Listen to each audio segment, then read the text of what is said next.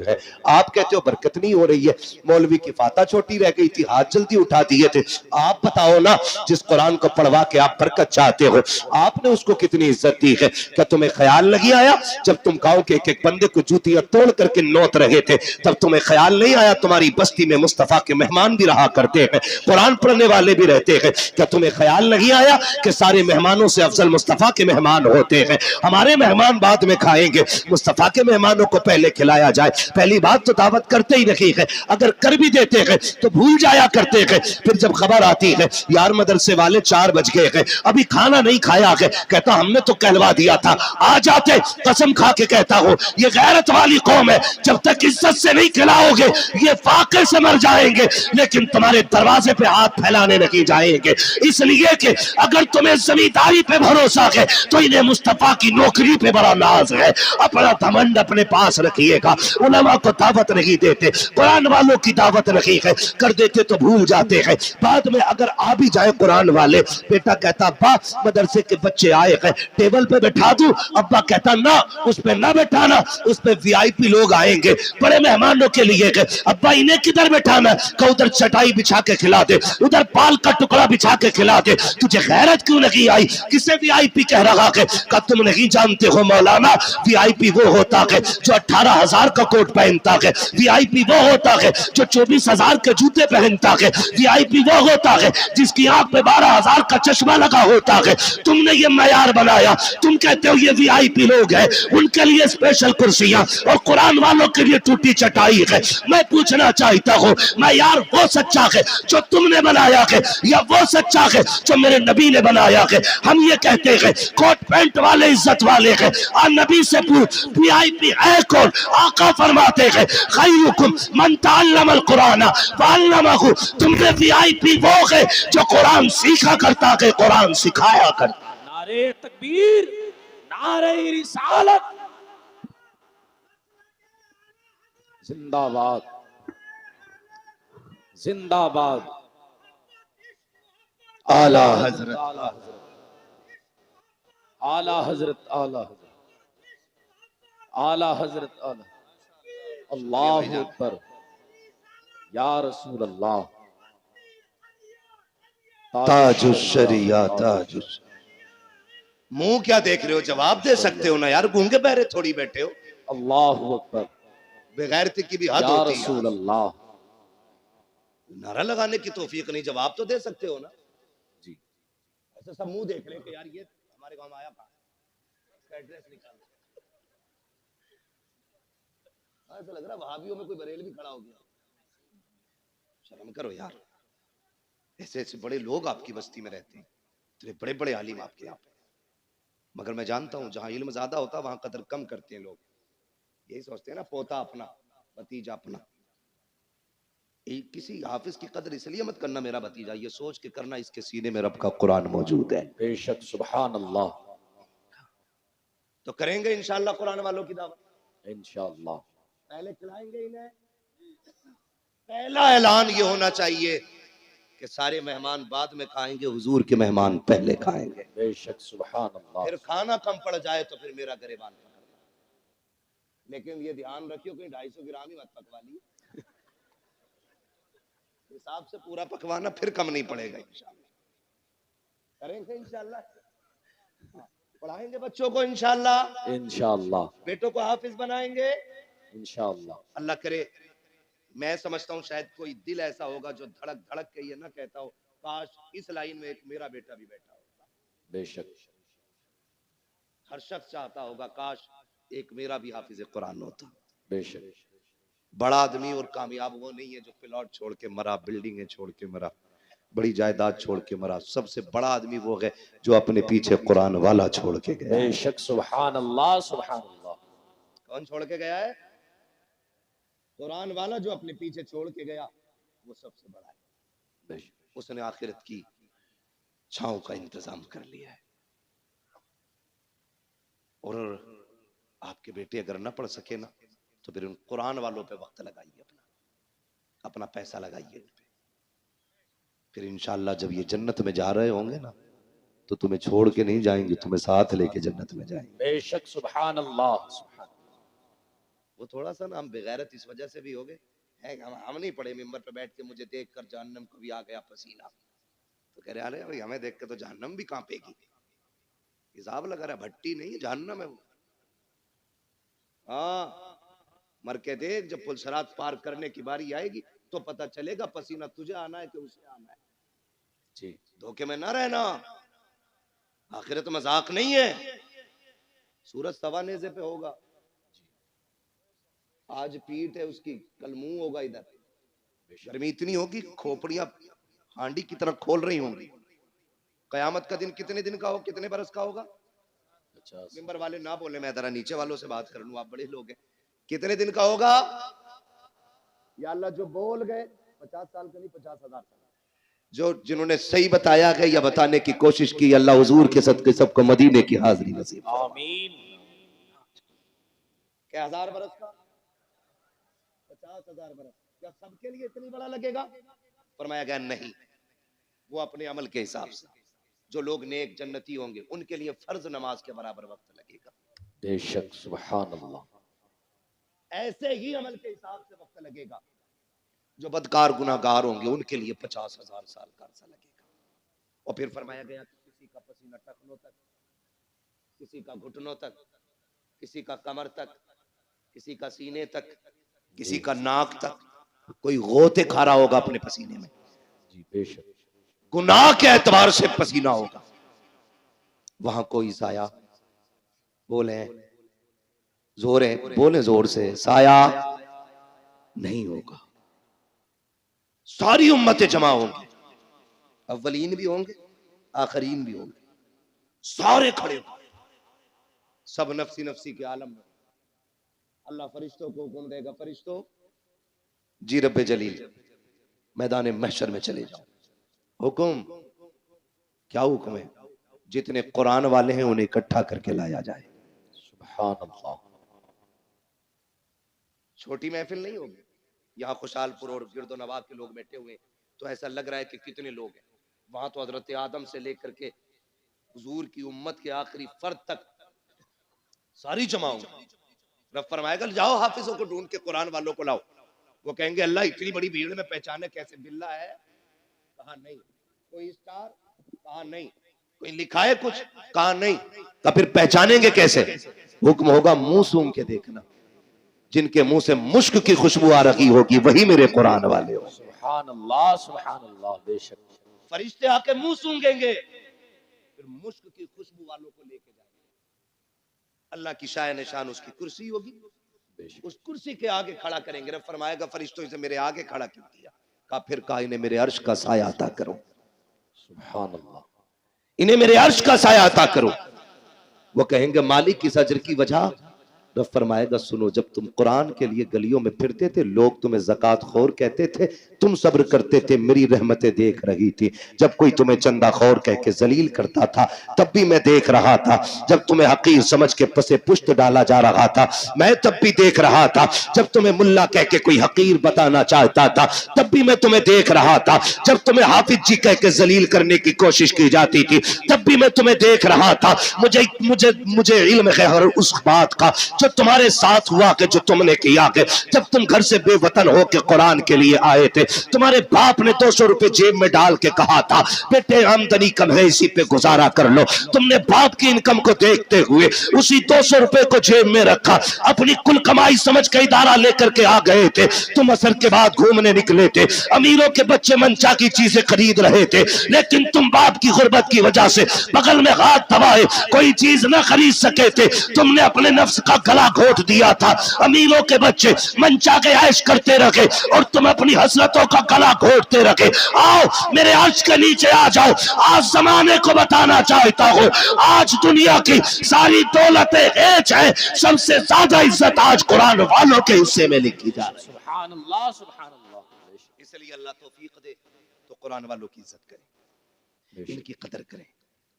मरना किस किस को? जरा हाथ उठा के बता दे जल्दी से। हाँ, जिन्होंने हाथ नहीं उठाए अल्लाह उनकी मुलाकात मलकुल मौत से जल्दी करा दे।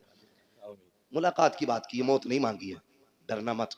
और मौत अपने वक्त पे आनी है, हम क्यों मौत की दुआ दें? मुलाकात हो सकती है भाई, तवज्जो है ना? मरना है ना सबको। जी बोले कब्रिस्तान जाते हैं, कब्रें कितनी ऊंची होती हैं? इतनी तो होती होंगी ना तुम्हारी, नीची होती है। हाँ माशाल्लाह समझ के पढ़ बोल रहे हैं, नीची होती ना कब्रें।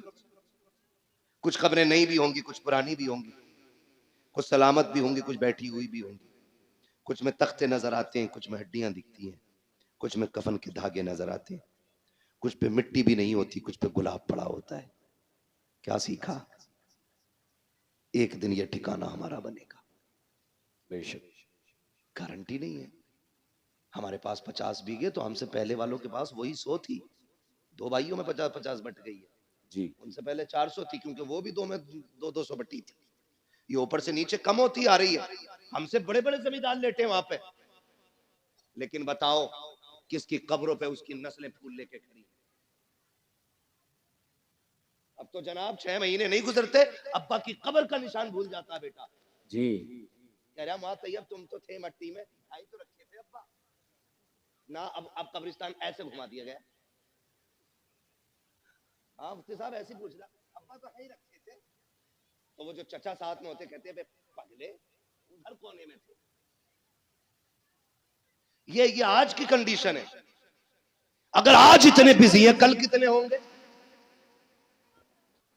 आज 6 महीने में भूल रहे, कल के आने वाले बच्चे 3 महीने में भूल जाएंगे। बेशक।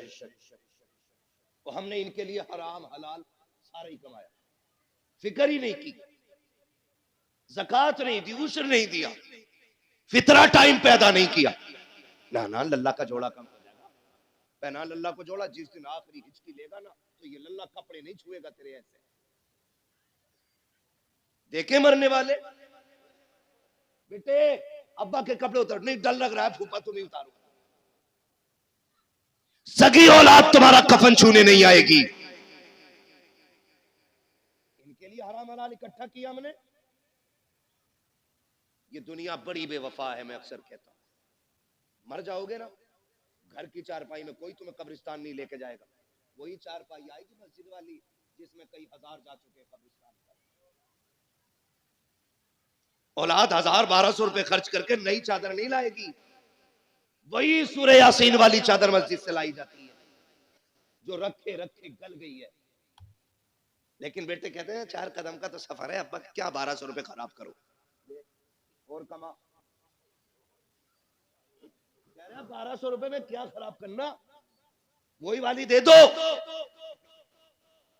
ये औलाद है, इसके लिए अल्लाह रसूल को नाराज किया, इसके लिए कुरान से मुंह मोड़ा। तुमसे किसी आलिम ने कहा ज़कात दे दो, हाँ तुम्हें कोई काम ना है, मुझ पे ही दिख रहे पैसे। ये सोच रहा है ज़कात का पैसा ना दे के कपड़े ही बना लूंगा, ईद को बना ले भाई। ये कंडीशन हमारी कौम की है। वो किसी से चंदा मांग लो ना, अल्लाह माफ करे। मैंने देखा है हजरत मदरसे वाले कभी जाते हैं ना किसी दुकान वाले पे, तो दुकान वाला कभी यूं घूम जाएगा। वो कह रहा है भाई साहब जरा सुने ना, हाँ हाँ हल्दी वाले से निपट के धनिये वाले पे चला जाए। मतलब इसकी नजर में 5 रुपए के धनिये वाले की औकात ज्यादा है और कुरान वाले की औकात नहीं। जी समझो इन बातों को, ये कंडीशन है हमारी। 10-10 मरतबा फोन करवाते मदरसे वालों से। वहां तैयब कहते होंगे वल्लाह बिल्लाह तल्ला, कसम खा के कहता हूं ये बात मेरी इनसे कोई नहीं, लेकिन हर मदरसे वाले का ये हाल है, इसलिए ये जिक्र कर रहा हूं। मदरसे वाले कहते हैं हाँ भाई वो पिछले साल तुम्हारी 500 की रसीद थी। कह रहा तुम्हें बड़ी जल्दी आ रही है मौलाना, तुम तो आखिरी काट रहे हो, मिल जाएंगे। ऐसे जलील न करना कुरान वालों को। तुम्हें पता है ये रब के कुरान वाले लोग हैं। कसम खा के कहता हूं अगर ये खत्म हो गए ना तो तुम्हारे चेहरों पे दाढ़ियां नजर नहीं आएंगी, सरों पे टोपियां दिखाई नहीं देंगी। आज जो सरों पे टोपियां सलामत है ये कुरान वालों की देन है, चेहरों पे दाढ़ियां सलामत है ये कुरान वालों की बरकत है, कानों में अजान पड़ी जा रही है ये भी कुरान वालों का सदका है, आज जो नमाज जनाजा हो रही है कुरान वालों का सदका है। अगर ये चले गए जनाजे पड़े रह जाएंगे, कोई पढ़ाने वाला नहीं आएगा। आज ये है कदर कर लो खुदा की कसम, जब तक ये है अजानें भी होती रहेंगी, नमाज जनाजा भी होती रहेगी। अल्लाह अल्लाह या रसूल अल्लाह जिंदाबाद महक मुंह में ले लूं, महक में मुंह डाल दूं। जिंदाबाद आला हजरत आला अल्लाह अकबर या रसूल अल्लाह। तवज्जो है सारे लोगों की? हाँ, कोशिश करें। मरना सभी को है, मरना सभी को है। क्यों कभी और अल्लाह तुम्हारा इंतखाब कर रहा है ना कि भाई जाओ भूरा के पास जाओ, जाके सवाल कर, वो मेरा बंदा है, खाली नहीं लौटाएगा। याद रखे जो देते हैं ना मदरसे में, जेब उनकी होती है, हुक्म मदीने वाले का होता है। बेशक सुभान अल्लाह। हुक्म किसका होता है? मदीने वाले। मदीने वाले। कह रहे यार तुम्हें बड़ी जल्दी आ रही है, अभी 25वां ही रोजा तो है, 27वां बता, मैं वो उन्हें दे दिया मैंने खाला को पैसे। ये कंडीशन हमारी है। मैं बात करूं, देखिए ज़कात के जो हकदार हैं उन पे ज़कात बनती आप दें, ठीक है ना। जो आपके हकदार हैं जो ज़कात के, उनको आप दें, मसला वो नहीं है। मगर मैं कहना ये चाहता हूं रिश्तेदारों को सिर्फ ज़कात ही क्यों, बहन को सिर्फ ज़कात ही क्यों? जी क्या बहन को मदद के तौर पे नहीं दे सकते थे आप लोग? फोन करके पूछते हैं बहन को ज़कात दे सकते हैं? ये दिखाना चाह रहा मैं हमदर्द हूं बहन का। दे सकते हैं, लेकिन मैं पूछना चाहता हूं बहन को ज़कात ही क्यों दी जा रही है? बहन का हक तो बाप की जायदाद में था, क्या तूने वो दिया कि नहीं दिया? के पूरी जायदाद पे सांप बन के बैठ गया। जब बहन का घर टपकने लगा तू रोजी रमजान का इंतजार करता रहा, रमजान आएगा तब बहन को ज़कात के तौर पे पैसा दूंगा, उससे बहन छत पटवाएगी। क्या होगा तेरी इस दौलत को देने से? कौन सी नेकी पड़ेगी? चमासा आज है, बहन के बच्चे आज छत में टपकती हुई बैठे हुए हैं, तू पैसा देगा रमजान में जाकर के, तेरे ऐसे पैसे का फायदा क्या है? लेकिन तुझे इतनी मोहताज क्यों लगी कि सिर्फ ज़कात देने जा रहा है? और खुदा तौफीक दे कभी वो निकाल जो तूने बच्चों के लिए रखा है, जो तूने बीवी के लिए रखा है, बहन की गोद में जाके दे दे। कहीं से ज़कात ना समझना, खैरात ना समझना, ये वो है जो मेरे बच्चों के लिए था। खुदा की कसम जब ये कह के देगा बहन मुस्कुराएगी, काबे वाला भी राजी हो जाएगा, मदीने वाला भी राजी हो जाएगा। सुभान अल्लाह। लेकिन हमें गैरत ही नहीं आती। मौलाना फोन मत करियो अब दोबारा। ये कंडीशन सुने, अल्लाह को नाराज ना करना और कभी दौलत का घमंड नहीं करना। दौलत का घमंड, मैंने पहले ही शेर पढ़ा था, हुए नाम वर्बे निशा कैसे कैसे, जमी खा गई आसमां, कैसे जोर से जमी खा गई आसमां, कैसे कैसे जमी खा गई आसमां, कैसे कैसे कैसे कैसे बड़े बड़े मिट्टी में चले गए, निशान तक नहीं है कब्र के। मेरे गांव का कब्रिस्तान खुद 2 मंजिल हो गया, बहुत जल्द वो 3 मंजिल बनेगा, इसलिए कि लोगों शहर वीरान हो रहे हैं और कब्रिस्तान आबाद होते जा रहे हैं। याद रखिएगा, अल्लाह को नाराज नहीं करना है। अगर वो नाराज हो गया ना तो वो इतना गिरा के मारेगा, कोई बचाने वाला नहीं मिलेगा। जी बेशक। ये जो मिजाज बना रखा ना, हाँ, हम बुला लेंगे पीर साहब को अपने, नमाज पढ़ा देंगे, हम हैं पक्के जन्नती। पीर साहब की अपनी खतरे में। हाँ जी वो हाथ हो गई, याद हजूर अब्बा मर गए, फिर नमाज जनाजा पढ़ाना। क्या ठीक है, मुझे ही पढ़ानी है? कहा तो कह रहा कुरान खानी होगी, तो क्या जी, कह रहा तो फिर 25 कुरान हमारे लिख लियो। पता नहीं कुरान पढ़वाए गए कि 1 कुरान 2 कुरान 3 कुरान कह के 25 पूरे किए गए। और हमारी कौम इतनी बेवकूफ है, यकीन कर लेती 70 कुरान हजरत ने दिए, 70 कुरान है, तस्बीह के दाने नहीं। तुम हम और आप दूसरों के ऊपर क्यों कि हम एक बेटे को कुरान नहीं दे सकते? कि कोई पढ़े ना पढ़े, कम से कम मेरा अपना बेटा तो मेरी कब्र पे कुरान पढ़ने आएगा। बेशक, सुभान अल्लाह। अच्छे लोग शामिल हो जनाजे में, अच्छी बात है। जी, नेक लोग जनाजे में शामिल हो जाएं, अच्छी बात है। क्योंकि फरमाया गया अगर जन्नती होगा पढ़ने वाला तो जिसकी पढ़ी जा रही है अल्लाह उसे जन्नती बना देगा। बेशक, सुभान। और अगर मरने वाला जन्नती है तो जो नमाज जनाजा पढ़ रहा है अल्लाह उस पढ़ने वाले को जन्नती बना देगा। बेशक, सुभान। ये तो दोनों हाथों में इधर लड्डू ही लड्डू है ना। लेकिन अपने बेटे को भी हाफिज बनाइए। मैं देखा है कई जगह है ना, 3 बच्चे दे दो अब्बा की कब्र पे कुरान पढ़वाना। 3 बच्चे यार छप्पर डाल के बैठा देते मदरसे के बच्चे। 3 दिन बच्चों ने कुरान पढ़ा, आए ना तो एक जोड़ा दे दिया। यार यही बहुत है। हाँ हजरत, इतना बेकार वाला पहन लो तो खुजली, गर्मी में पहनो तो खुजाट, और जाड़े में पहनो तो नजला। जाल झटका ऐसे ला रहा सस्ते वाले, और आके कह रहा अस्सलाम वालेकुम। वालेकुम भाई। 3 दिन कुरान पढ़वाया लगातार। अब्बा तो जन्नत में पहुंच गए होंगे ना।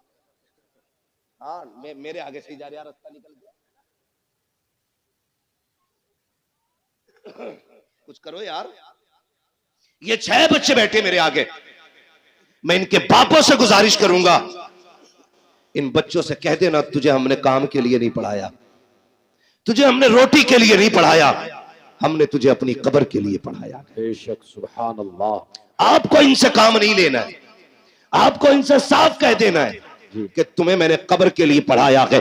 अब कुरान वालों से भी कहना चाहता हो, अच्छी तरह जानते हो तुम्हारे बाप ने किस मेहनत के साथ तुम्हें पढ़ाया है, कितनी मशक्कतें उठाई है। तुम में से हर शख्स 200, 300, 500 कमा सकता था, लेकिन बाप ने कहा बेटे तेरे हिस्से की मजदूरी मैं करूंगा, तुझे कुरान नहीं छोड़ना है। उसने दोपहरी में मजदूरी की ताकि तू कुरान का कारी बन सके, सर्दी में जाता रहा मंडी ताकि तू कुरान पढ़ सके, रात को अंधेरे में आता रहा ताकि तू कुरान पढ़ता रहे। कुरान वालों मेरी गुजारिश है, जब बाप का आखिरी वक्त आ जाए और वो दुनिया से जाने लगे, उसकी कब्र पे दुनिया मिट्टी डाल के आएगी। कोई कहेगी बिरयानी ठंडी हो गई है, कोई कहेगा प्लेटें देखनी है, कोई कहेगा बैठने की जगह बनानी है। सब लौट के आते हो, तुम्हें लौट करके नहीं आना है, बल्कि बाप की कब्र पे बैठना है और उससे कहना मेरे बाप, मैं जानता हूं कि जब तक मैं पढ़ता रहा उस वक्त तक तुझे सुनने की फुर्सत न मिली, जब मैं पढ़ के लौटा तब मेरी ड्यूटी मदरसे में लग गई थी, फिर भी तू कमाने निकल गया। कभी मेरी जरूरतों ने मजदूर बनाया, कभी बहन की जवानी ने मजदूर बनाया, कभी खानदान की जरूरतों ने तुझे मंडी में ले जाके खड़ा किया। रात को थक के आया सो गया था, लेकिन कभी तुझे कुरान सुनने की फुर्सत न मिली। ए मेरे बाप, जिस कुरान को तूने शौक से पढ़ाया था आज तक तू न सुन सका, सुन आज तू भी फुर्सत से गए, मैं भी फुर्सत से हूँ। अपने बाप की कब्र पे बैठना और उससे कहना बाप तू फुर्सत से सुन, मैं तुझे फुर्सत से सुनाऊंगा। और कुरान वालों, अलहम्द के अलिफ से लेकर के वन्नास के सीन तक जब तक कुरान पूरा ना हो जाए बाप की कब्र से उठना नहीं। मेरा ईमान कहता है जनाजे में कोई भी आ जाए, 40 में कितने भी हो जाए, मगर खुदा की कसम अगर सगा बेटा बाप की कब्र पे बैठ के पूरा कुरान पढ़ेगा, अल्लाह कुरान मुकम्मल होने से पहले बाप की कब्र को जन्नत की क्यारी बना डाले। नारे तकबीर, नारे रिसालत, मसलके आला हजरत, फैजाने आला हजरत, जश्ने दस्तार बंदी, अजमते कुरान, नारे तकबीर, नारे रिसालत। ये कुरान वालों की ड्यूटी है। ओ लोगों, बच्चे हों या बच्चियां, सबको दीन दो। अल्लामा तैयब साहब मुबारकबाद के मुस्तहिक हैं और इनका अखलाक इतना अच्छा है कि सारे ही दोस्त करीब करीब आज इस मिंबर पे बैठे हुए हैं, वरना लोगों के सगे भाई नहीं आ पाते, दोस्त बड़ी बात है। ये अल्लामा तैयब साहब के अखलाक हैं कि तमाम दोस्तों को माशाअल्लाह इकट्ठा, और साथ में कुर्ब जवार के जो हमारे बड़े बड़े उलमा इकराम है इनको भी बुला रखा है। हाँ, ये इनका अखलाक है। मैं मुबारकबाद पेश करता हूँ। ये बेटों को भी दीन दे रहे हैं और बेटियों को भी दीन दे रहे हैं। बेशक, सुभान अल्लाह। अब सोचना हमें है, हमें करना क्या है। बड़ी बात होती है, 14 बच्चियों को रिदाए फरागत से मुज़य्यन किया गया है। बेशक, उनमें फाजिला भी 8 फाजिला हैं। सुभान अल्लाह, सुभान बोल दो यार सुभान अल्लाह। सुभान ये अल्लाह। पैसे ले जाओ मगर बोल दो सुभान सुभान अल्लाह। तो नहीं रहे मौलवी पे बैठे बैठे पैसे आ रहे, हुजूर का सदका है। तेरे टुकड़ों पे पले गैर की ठोकर पे न डाल, झिड़कियां खाएं कहां छोड़ के सदका तेरा। बेशक। ठीक है ना, बोल सकते हैं ना। कितनी फाजिला बनी? 8 8 और 6 खाली। कालिया। कई बार ऐसा होता है ना, हाँ, एक होती है मुल्लानी, फिर उसके बाद होती है आलिमा, फिर आलिमा के ऊपर होती है फाजिला, यानी मुफ्ती से एक दर्जा नीचे। समझ गई? मुफ्तिया से एक दर्जा नीचे। और अल्लाह ने चाहा आप लोगों का प्यार रहा तो फिर आइंदा अल्लाह चाहेगा तो मुफ्तिया भी यहीं से फारिग होकर निकलेंगे। बेशक। सुभान अल्लाह। चाहते आप लोग ऐसा हो? चाहते तो बोले यार सुभान अल्लाह। सुभान अल्लाह। ना बोलोगे 1 घंटा और बढ़ा दूंगा तकरीर। बहुत डरे हुए बैठे लोग। ठीक है ना। तो कई बार ऐसा होता है हजरत, मुफ्ती साहब क़िबला ने एक जमाने तक पढ़ाया है रत्नागिरी, जो हिंदुस्तान का बहुत बड़ा इदारा है,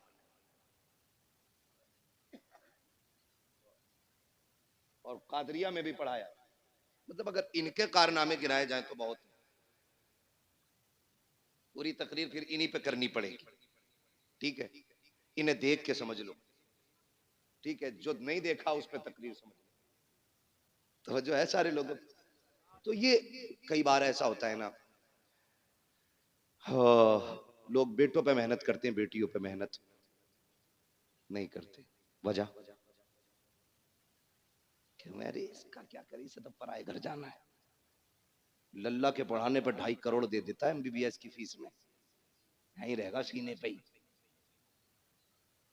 बेटे पे 2.5 करोड़ लगा देते हैं, बेटी पे 2,500 लगाने तैयार नहीं होते। कहते नहीं ये तो पराए घर की है, पढ़ा के भी क्या फायदा, इसे पराए घर जाना। सुनो मेरे अजीज, बेटों को इसलिए पढ़ाते हो कि बुढ़ापे में काम आएंगे, बेटियों को इसलिए पढ़ाया करो कि आखिरत में काम आएंगे। बेशक। सुभान अल्लाह। सुभान। कहाँ काम आएंगी? आखिर। आखिरत में काम आएंगी। माँ व शुमा, मैं सबको शामिल करके ये बात कहता हूँ, बेटों को पढ़ाइए, ये आप पे लाजिम है, उनका हक है। लेकिन जी। मैं फिर भी एक फर्क बता दूं, मैं भी बेटा हूं, आप भी बेटे हैं, ये सारे बेटे। बेटा 100 बार भी कुरान खोल के पढ़ेगा ना, वो ड्यूटी समझ के पढ़ के उठ जाएगा। लेकिन बेटी एक बार भी कुरान खोलेगी ना तो उसे अपना बाप याद आएगा। बेशक। बेशक। सुभान अल्लाह। वो ख्याल करेगी मेरे अब्बा ने मुझे कुरान पढ़ाया था। एक रुकू भी पढ़ के उठेगी, हाथ उठा के कहेगी अल्लाह मेरे बाप की कब्र को ठंडा कर दे।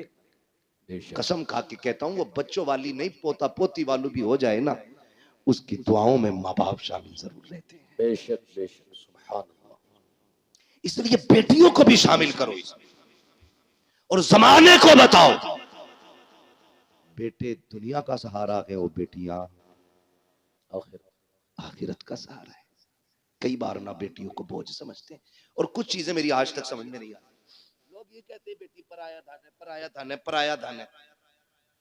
मेरे अजीज, बेटियों को पराया पराया कह के बार बार दिल न तोड़ा करो। बेटियां हसास होती हैं, बहुत हसास होती है बेटियां। अगर बाप परदेश से आए और दौड़ के बेटे से पहले बेटी आती है, लेकिन बाप की नजरें बेटे को ढूंढती होती है। जी। किधर है कामिल, जबकि दौड़ के बेटी पहले आई है। लेकिन ये बाप होशियारी दिखाता है, हाथ पकड़ेगा बेटी का और बेटे को ढूंढेगा। बेटा नजर आएगा, कहेगा जब पानी भर ला। बेटी से बेटियां बड़ी बाअदब होती हैं, बड़ी बाअदब होती है। जैसी कहता ना पानी भर ला, बाप की उंगली छोड़ जाती है, और जब पलट के आती है तो बेटा बाप के सीने पे बैठा होता है, बेटी पानी का गिलास लेके खड़ी होती है। तुम्हें क्या लगता तुम ज्यादा होशियार हो? तुमने बेटी को बेवकूफ बना लिया। नहीं, खुदा की कसम, जब तुमने उंगली छुटा के कहा था ना पानी लेके आ, बेटी तो तभी समझ गई थी मेरी जगह इसके सीने में नहीं है, मुझे पानी के लिए टाला जा रहा है। और तुम्हें खुदा का वास्ता कभी बेटियों के साथ ये सलूक ना किया करो। तुम घर में आते हो देखा करो, दौड़ के बेटियां आ जाया करती है, बेटियां बाप के लिए लड़ जाया करती है, बेटियां बाप के लिए जान की बाजी लगा दिया करती है।